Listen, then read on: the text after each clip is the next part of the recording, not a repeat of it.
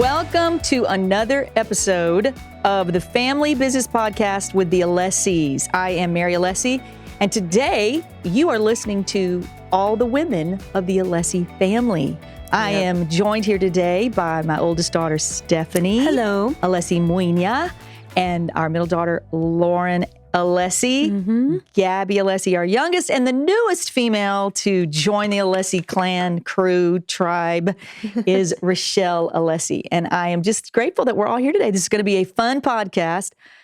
I have no idea. We do have an agenda, but who knows with these girls what we're going to end up saying. So you want to make sure you tune into this podcast all the way to the end, because it's going to be a good one. And we're going to talk about all things family and the holidays and how all of that gets managed. Because we do know when you're bringing all the families together, there are a lot of things that happen. So we're going to be talking about the drama and the conflict and the difficulties and all the cooks in the kitchen.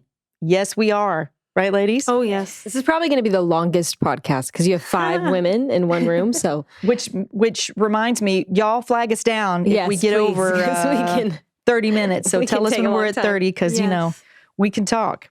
So I am excited to talk about this because we are, as a family, in a new season where traditions are in transition. Yes, I just came up with that, preparing for this podcast. Traditions are in transition. And our family, the 6 of us, have had Christmas the same way every year. And you get that down. It's locked in. And you know where you're going to be for Thanksgiving. And then you know where you're going to be for Christmas Eve and Christmas Day.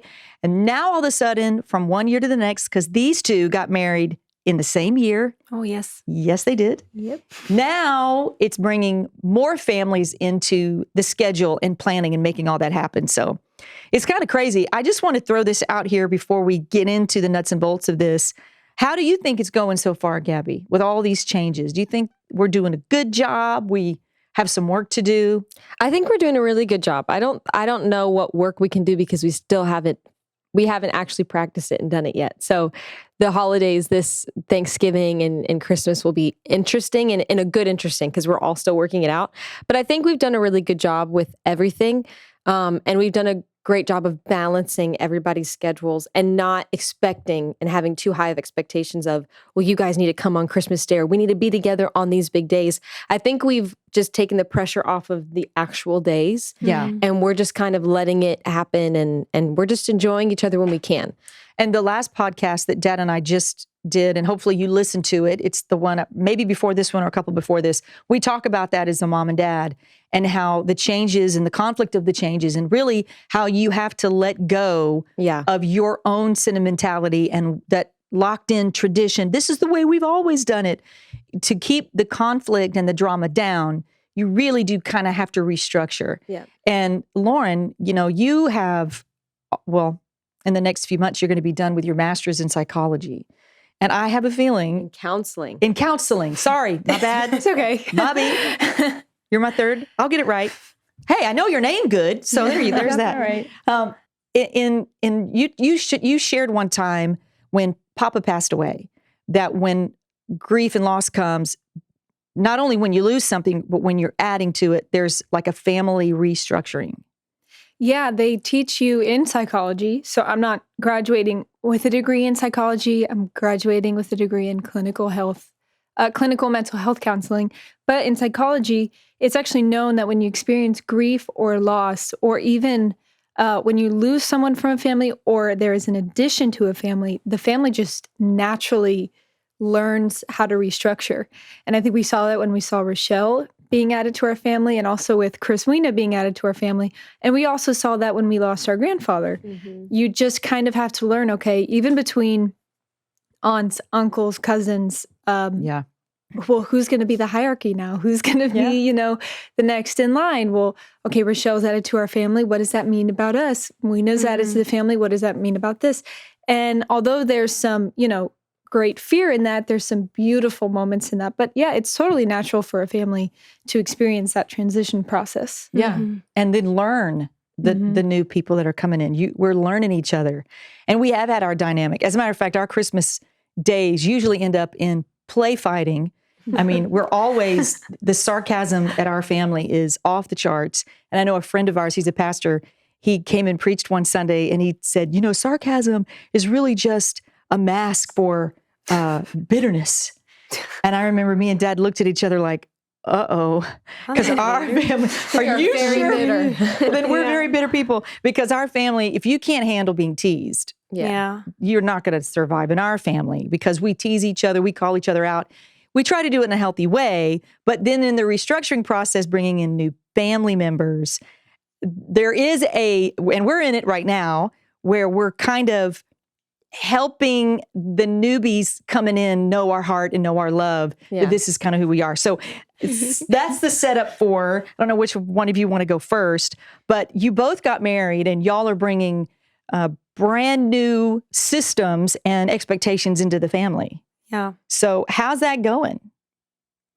I think it's going great. I mean, it's new. So like you said, there's new things that you have to think about, decisions that you've never had to make before. Yeah. Mm-hmm. And so you have that pressure of like, which one is the right one? Yeah. Because you want to please both sides of the family, but at the same time, you realize that it's now you have created a new family with you and your husband. That's right. And so then you're starting to think, what are the traditions for you and me? Yeah. So in the middle of trying to figure out what you and me are going to be, then you also have, well, I need to please my parents and we need to please your parents, because we genuinely want to make sure that we spend equal time and every family feels loved and like no one's better than the other, right? Yeah. Exactly. And so you start to think and plan ahead. But what I loved is that you guys actually brought up Christmas plans back in July. Yep.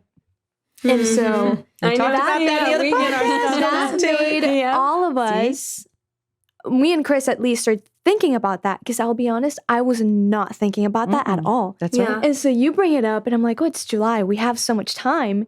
And it's right there. It's right there. But just like a week ago, Chris and I were like, okay, this is what we're doing for Christmas. This is what we're doing. And so I think it's a process. Yeah. Sure. Yeah. And you did that, and making that decision, because we talked about it, we share how to do that. It helps bring down the stress, because Christmas should be fun. It's not even really about us and for us, but Jesus lets us share in his birthday. But when we don't plan out early enough and have the expectations and really talk it out, and when you have plenty of time to talk about it, you can change your mind, or you can say, we thought about it and we're thinking maybe we're going to do something different this year, or we're not. We're going to stay close to home. But everyone respects each other more because you're giving a lot of lead time to that. Yeah. Which brings the stress almost to none. So you can enjoy the holiday. Yeah. But Steph, chime in here, because you and your new hubby Have gone through a lot of transition in the past couple months. Yeah, talk about it. So much transition. Well, if you don't know the background, we dated very quickly. We were older, so we knew we wanted to get married. So we got married within an 11-month time, including an engagement. And about 3 months into our marriage, 3 or 4 months into our marriage, we got pregnant with our first baby. And she is 13 weeks growing. It's a little girl. And she's Excited. in there, and everything's great. But the transitions have been exhausting. But I totally see how God takes you from glory to glory in those transitions if you really just stay optimistic. Yeah. And I was actually talking to a mom here at our church who had 4 kids, and she was like, people may think that my optimism is annoying, but for me, it's my survival. Yeah. I have to stay optimistic. Yes. Yeah, my kid just drew all over the wall. It's okay, we'll paint it, and look at how cute the painting is. Like, Yes, that's right. And it's honestly, when you have to look at that and see a woman who has experienced so much transition in her life, and she's still happy and healthy, and she has her sanity, because she looked at the bright side. Yeah. And when you marry into another family, you love them so much. You married the person, so of course you love their family, but you don't know the differences until you get further into marriage. And that's when you realize, wow, okay, our families are different. We've got to really plan around this and schedule this right. Yeah. And you want to make everybody happy, which is healthy, because you want everyone to be happy. Yeah. It's the holiday season, why not? But it's for sure a massive transition. But if you look at those differences and you just laugh it off and you smile through it and you enjoy it, it can really save a Christmas. It can save a miracle. No, it's a Christmas miracle. And I know we're not even a year married, but just seeing how the pressure of a pregnancy can put on you, where you're like, oh my gosh, we need to please a lot of people because this is the first baby. Like, we've got to be mindful. But if you just look at it and say, well, this is the first baby, more people want to celebrate with us. Yeah. More people want to get together. Let's figure it out. Let's make it fun. Then it's such a joy. You can't carry the worries, which I tend to do very easily. I can get very stuck in my worry. But if you just let it go, let things slide, laugh it off, enjoy it, it's a funny memory, then you can have a great time. You can. And Steph, the two things you said was your friend, 4 kids. I say this often, and I know it's true because I raised 4 kids. Mm-hmm. Me and Dad did together, mostly me, but no, together. No, we did it together. We did it together. But it's not the type of person that can have 4 kids. Mm-mm. It's what the type of person having 4 kids makes you, because you don't really have an option, and it turns you into Miss Optimistic. Because you don't really have an option. Mm-hmm. And if you take that same, or you will be consumed by all the children. They will beat you to death with their toys. And you just stand there and laugh. Toys that you bought them for Christmas. And then 5 minutes later, I don't like it. So no, it turns you into something that you realize I can do a whole lot if my mindset is, I have to let go of some things that I think have to be a certain way. Yeah. And with us as women, we do have this natural propensity. It's in our DNA. Yes. The minute we get married, a switch goes on. We are a little wife now, and we want to nest. I've seen it with you two. Yeah. You've already bought Christmas trees. You've already bought pumpkins for decor in your house. I don't blame myself for that. I blame fully. It's in your DNA. But then, you get pregnant, and already here goes another switch. Oh my gosh. And you're nesting, and you're thinking about babies, but you're thinking about more than that. It's the dream of your own Christmas experience and projecting that onto your child. Yep. And it's so easy to want to get there so fast and have that experience. It's okay to say, okay, they're only going to be one. They're not going to remember this. Yeah. Let's not fight over who's going to get the baby Christmas Eve or Christmas Day. Let's back up and be really creative and think about a way that can make everybody happy, but it doesn't infringe on what me and my husband need to do, which Dad and I have been very clear from the beginning when you guys got married. Plan what the two of you want to do together right now. This is your first married Christmas. Make it special. And don't get stuck in the habit, which this was the second thing I was going to say, because you were talking about having fun and letting things go at Christmas. You can easily, especially women, get into the habit of, instead of striking joy at the holiday, it creates, you start that first year with it being stressed out, tearful, emotional, and then the next thing you know, the second year is the same way, and then 10 years goes by and Christmas is just not fun. And you've got to break. You've ruined it. Do you want to chime in on that? No, I just find it funny. No, but honestly, the truth of that is huge, because if you also take the dynamic from, if you come from a broken home and you've got to make it happen for now your dad and his new wife, and then your mom and her new husband. And this is real. This is for the majority of people in the world. Oh, yeah. Well, can I say something? Being the rest of the family, with being in transition with 2 new family members and 2 married spouses, we'd say it all the time. It's so much easier when they just tell you straight up, without any emotion. Hey, this is what we're doing because of this. It's funny. I'm looking at you like this is an intervention, and it's not. But Lauren's taking the time right now to let you know. I'm taking the time right now to let you know. No, but we talk about it all the time, because there have been situations in the past, like not recently, but situations way in the past, where we would see someone try to not tell us straight up, but walking on eggshells.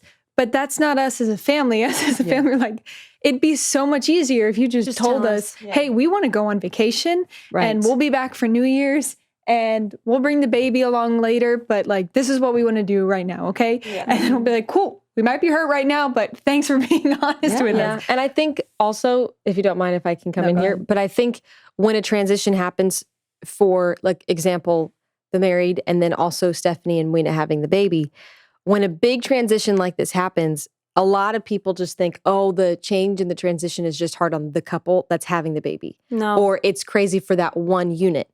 And if there's other people like Lauren and I who are the single ones a part of the family, we tend to think, no, it's not on us. And if you're in your family and your family has a lot of married people in it, and maybe you're the only one, thank God we have each other, but you just kind of think, oh, nobody really thinks about us. We haven't gotten there yet.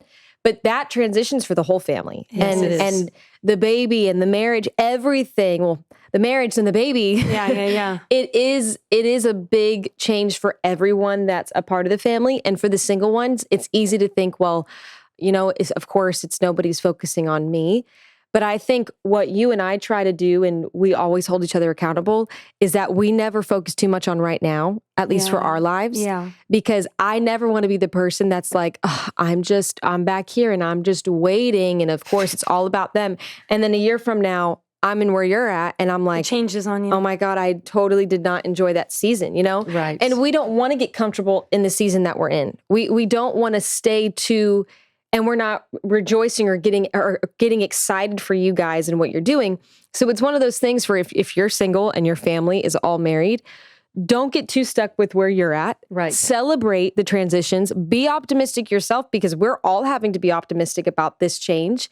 But also just have fun and enjoy it, and wait for your season to come and enjoy what's right in front of you. Yeah. Oh, yeah. That's so good. And, I think something that through life is the greatest lesson that we learn especially for those of us who are Christians, but even if you don't consider yourself a person of the faith, it's so important to not ever adopt a mindset of entitlement, because it can come at any season, in any environment.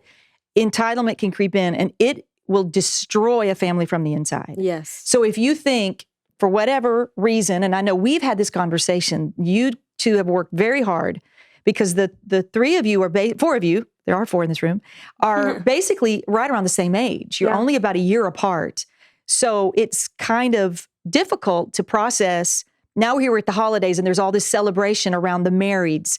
And then the one that has the baby, there'll be all the celebration around the one with the baby. And it's so easy to not see it through the eyes of the one who you think has it all, that they're still struggling in their process. And they're saying, man, singlehood was way easier. Yeah. And then the singles are like, I want to be married because all the attention's on you guys, or you're where I want to be. That will never go away, no matter what season of life you're in, because it'll never be enough if you don't die to that entitlement that tries to creep in. This is kind of off the topic from our subject, but the reality is most Christmases that got ruined in my sibling life when we were growing up, even as adults with kids, is somebody in the family felt entitled. Man. Yeah. Somebody somewhere, it might have been a cousin or an aunt and an uncle, that felt like they were entitled to something at the holiday they didn't get. And then 5 years goes by and we're not talking to each other. And we're like, what happened that Christmas 1992? Yeah. And it really is an entitlement that can creep in because of expectation. Exactly. And that's what the holidays represent for so many of us. And when you do mix it up and you're adding broken homes and the dad, now he's got to make his new wife happy and his kids too.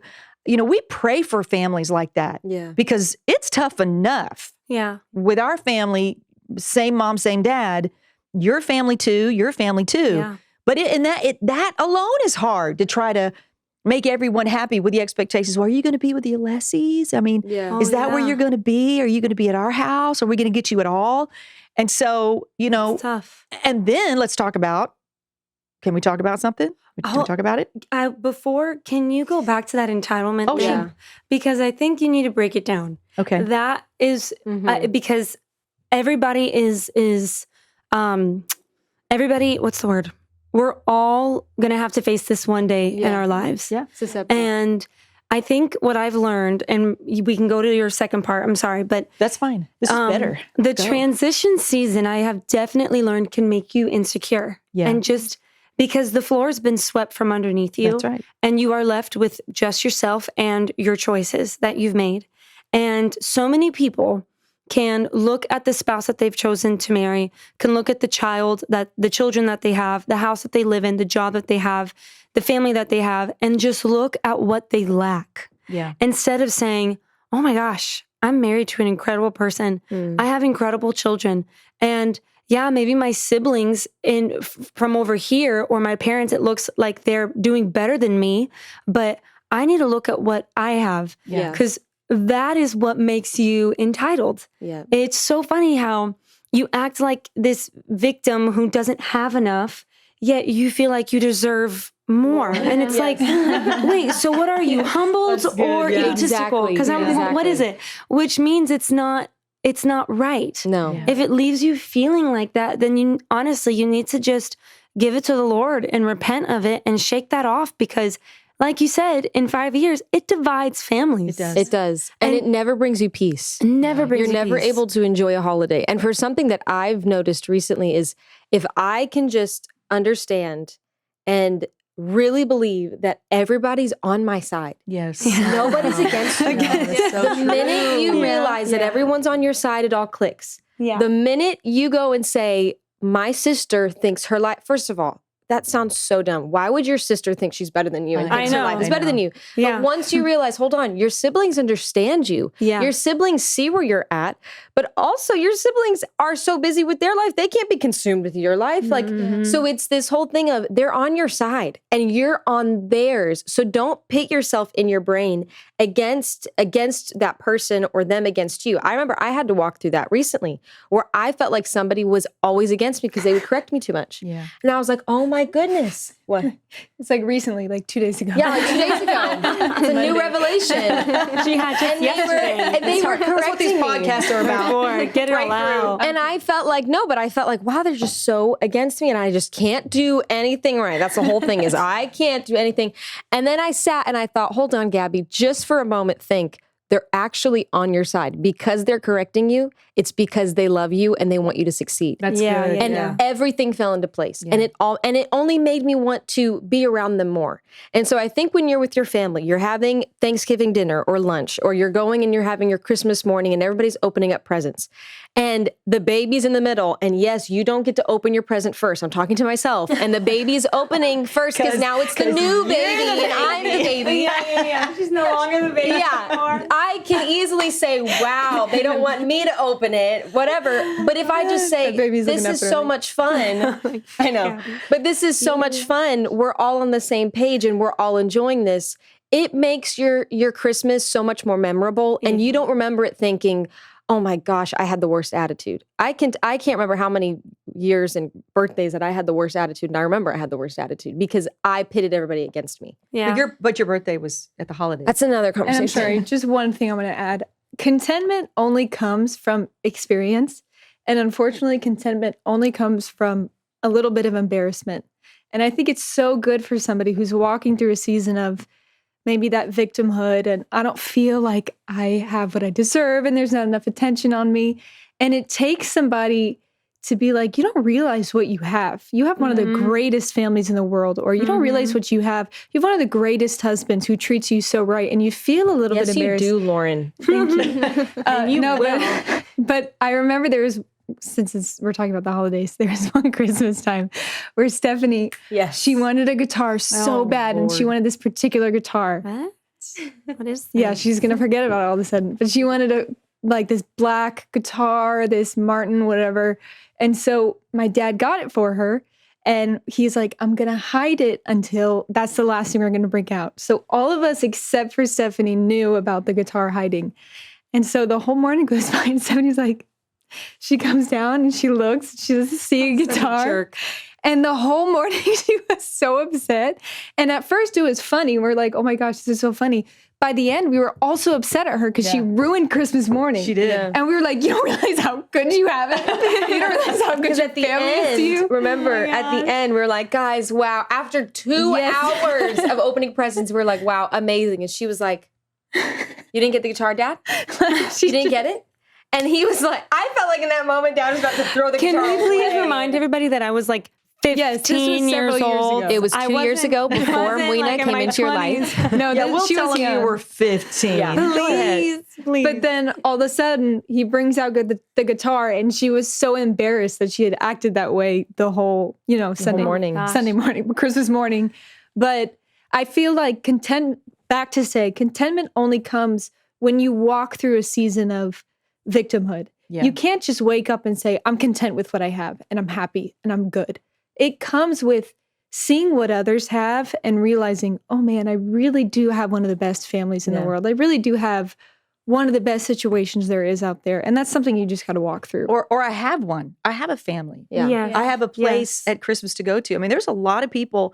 The truth is, Christmas, not to get morbid, but the Let's go truth there. is, no, I'm gonna, hold it I'm just back. kidding. But Christmas is one of the saddest times. I mean, Yeah. the For a lot of suicide people. hotline is very busy Yeah. Mhm. Christmas True. Day, and why that is because people aren't content. People are very unhappy.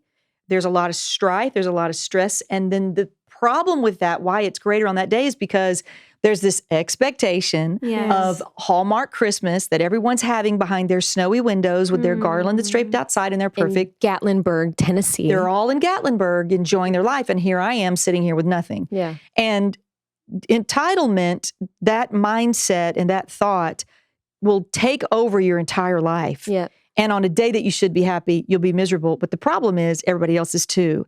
And it starts small and it will grow. But that again, we should come back and revisit it. That's a whole nother conversation I think we should have because it is a good one and it helps us remember in those micro moments, don't feel like you are owed some special experience here because of your birth order or because she got something you didn't get. Because the truth is, it's really playground stuff. That's how children think. Yeah. And if you don't lay it down at 14, you won't lay it down at 24 and you won't lay it down at 34. And then you'll be 44, 54, still going, I didn't get what I wanted. Yeah. It won't change. No. So, that needs to happen. And what happens is, to lead us into the last thing that we're talking about, Yes. what happens is you let this deep-rooted offense and hurt and entitlement throughout your entire Christmas holidays, and you're waiting for someone to say, are you okay? Are you okay? Are you okay? And you're like that weird sibling or the weird parent that's like super, nobody wants to talk to. And then when it comes to, okay, everybody, let's clean up the table. Let's do this. Let's clean the dishes. A huge fight breaks out over dishes. Right. And you're like, no, it's because you've had a bad attitude all week, and this was the whole thing. Right. Sometimes they don't even help with They don't even help with the dishes. Can we I don't talk know who I'm about talking that? about, but yeah, sometimes. Steph, do I not clean up the dishes? Because I can show you the wrinkles in my hands. Okay, From other families that I've seen. The truth is, however, we talked about cleaning the kitchen. And when the holidays come, there's always that one person that gets either stuck with doing all the food or they're doing all the cleaning. And I can remember having a conversation with one mom recently who said, how do you speak to your son-in-law or your daughter-in-law about helping out? Well, You hit them. personally Call them happen to have in-law kids that jump up and they help without being asked. I'm true. very blessed. Yes. It's And Richelle is amazing about Yes. that. and usually stops and brings the bread or the cheese or the food or whatever, is willing to fry all the chicken wings when they get to the house and in the food, I was Air gonna say fryer. food dryer, air fryer, fryer. Air fryer. but not food dryer. And so I'm blessed in that way. However, if we're going to manage a lot of people, it's just like on the job, if you're working with a team, whatever it is, there has to be communication. There has to be conversation. And one of the things that I could not stand when I was a young adult was when I thought, and I'm just going to put it out there, okay, Yes. that if I was needed, I wanted to be asked. If you need me, I'm here. Of course, I'll help you in the kitchen. Because what would happen in the first couple of years of my marriage, my mother-in-law, who was Mrs. Claus, I kid you not, her Christmas experiences were like I'd never experienced. The food, she would make 15 things. Jeez. And I was never tasked to help. I would show up, maybe bring a Coke and a loaf of bread. But I had to learn Yeah. to say, I can't wait to be asked. I have to offer my assistance. Yeah. How can I help you? Yes. What can I do? I got married at 19. I really rarely helped my mom. my parents split up. So I didn't really have any environments to teach me that.